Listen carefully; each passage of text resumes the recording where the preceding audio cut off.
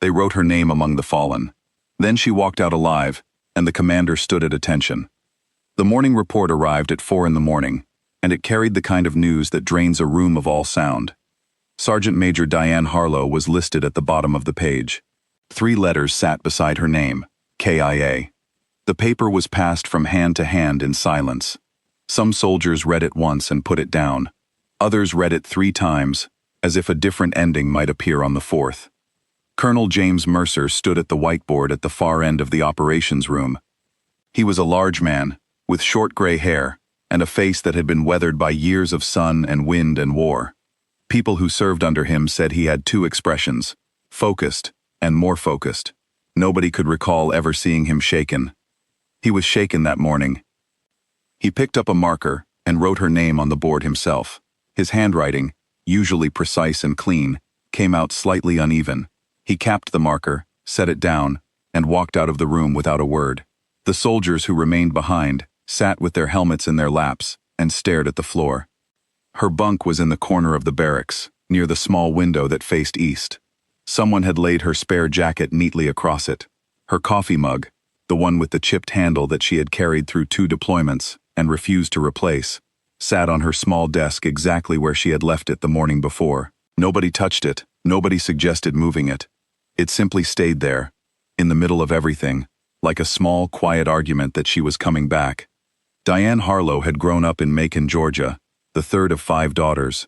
Her mother worked 2 jobs most of her childhood, early shifts at a warehouse and late shifts at a textile plant, and Diane had learned before she was 10 years old that strength was not given to people. It was built, quietly, by showing up every single day regardless of how heavy the day felt. She had joined the Army at 22, not because she had no other choices, but because she believed in something larger than her own comfort. She became a combat medic, and over the following 9 years she deployed 4 times. She was not the loudest person in any room she entered, but she was almost always the most capable. Soldiers who served beside her described her the same way, again and again. She was calm, she was quick, she did not waste a single motion. The stories that circulated about her were not the kind that soldiers made up. They were the kind that started quietly and spread on their own, because too many people had witnessed them. There was the soldier whose bleeding she had stopped with her own belt during an ambush, the improvised tourniquet applied so precisely that the field surgeon later said it had saved the man's leg. There was the interpreter, unconscious in the open, whom she had dragged 200 meters across broken ground while rounds were still coming in. She had brought him back. She had never mentioned either story herself. Colonel Mercer had put her name forward for the Silver Star on 2 separate occasions. Both times, Diane had attended the brief ceremony, accepted the words, and returned to her duties as if the whole thing were a minor interruption to a normal Tuesday. Mercer found this both admirable and faintly amusing. He once told a fellow officer that Sergeant Major Harlow treated commendations the way most people treated receipts, acknowledged, pocketed, and promptly forgotten. The night the report was filed, Diane's unit had been on the ground near a ridge the soldiers called the Shelf, a high, narrow spine of rock above the valley floor in Kunar province. They were providing medical support during a reconnaissance operation. 4 soldiers, a clear night, a mission that had been briefed, planned, and walked through twice. The ambush came at 10 in the evening, and it came fast. Improvised explosive devices along the lower trail detonated first. Small arms fire followed from both high sides of the ridge, so the unit had no clean direction to move in any direction. Within 90 seconds, 2 of the 4 soldiers were down.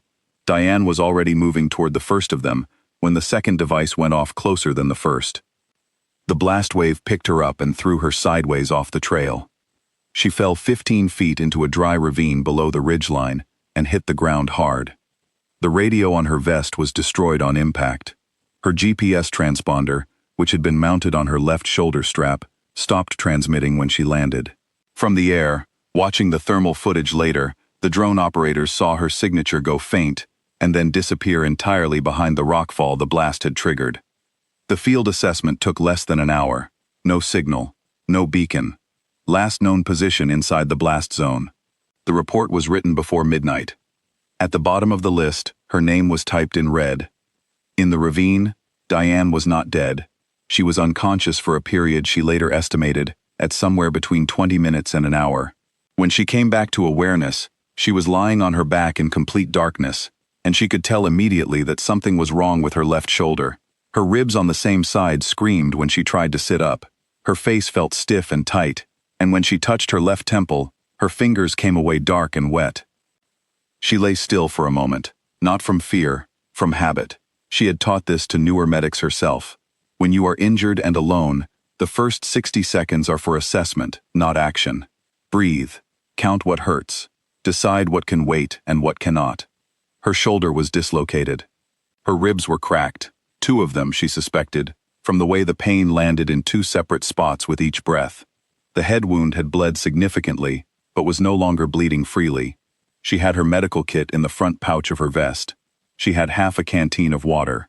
She had the compass she wore on a strap around her left wrist, a habit she had developed years earlier because she did not trust batteries in mountain terrain. She reset her shoulder herself, using the ravine wall as a brace.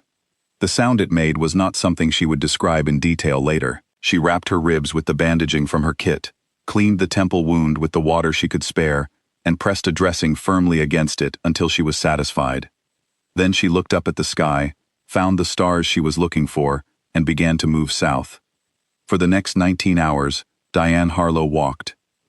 She moved only through the lowest parts of the valley, away from roads and high ground, staying in the shadows that the ridgelines threw across the terrain in the early hours. She stopped every so often to check her compass bearing and rest her ribs for a few minutes. She did not sleep. She did not eat. She had nothing to eat. At some point in the long middle section of that walk, she came across an elderly shepherd sitting beside a dirt path, his hand pressed to his lower leg. A small pressure plate had caught the edge of his foot. He was not critically injured, but the wound was deep and dirty, and he was unable to walk without pain. His goat stood nearby, apparently unbothered by the entire situation. Diane stopped. She used the last supplies in her medical kit. She cleaned and wrapped the wound carefully, the way she would have for anyone under her care in any circumstance. The man spoke no English. She spoke no Dari. They managed. She drew a rough map in the dirt with her finger, pointed at the nearest visible feature on the horizon, and indicated the direction of his village using the small motions that people use when words are unavailable but meaning is urgent. The man understood. He nodded. She continued south. The eastern checkpoint of the forward operating base came into view in the pale light of early afternoon.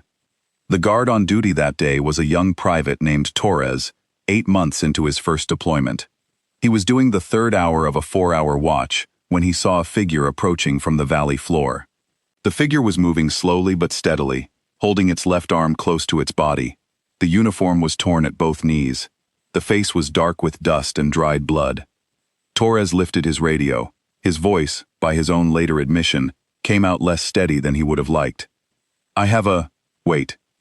I need the colonel at Checkpoint East, right now. Sir, please come to Checkpoint East right now." Mercer arrived in under 3 minutes. Welty stopped walking when he was still 15 feet from the gate. The figure standing on the other side of the barrier was Sergeant Major Diane Harlow. She was standing upright, her spine straight, her chin level, in the way that she had always stood, as if the ground beneath her feet were exactly where it was supposed to be, and she had never considered standing anywhere else. Her left arm was tucked carefully against her side. Her face was a geography of what the last 19 hours had put her through. Her eyes were clear. The checkpoint was quiet for a long moment.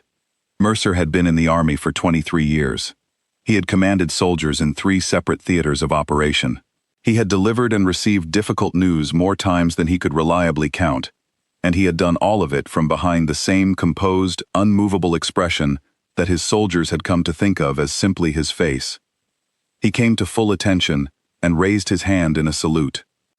He held it. He did not speak.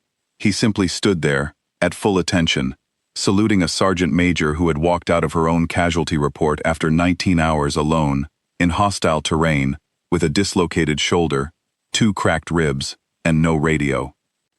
Diane looked at him for a moment across the gate. She raised her good arm and returned the salute, clean and precise. "I need a medic and some water, sir," she said, "in that order." Mercer lowered his hand and exhaled a long breath. Then he turned and began issuing instructions in the direct, efficient manner of a man who had been waiting for something specific to do for the past 12 hours. She was taken to the medical station. Her injuries were treated and documented. She was given water, and then food, and then more water. She sat on the edge of the examination table, while the medics worked and answered their questions in the same calm, specific way she answered every question, clearly, without extra words. The debrief that followed over the next 3 days was thorough. Diane walked the intelligence officers through every decision she had made, from the moment she woke in the ravine to the moment she reached the checkpoint.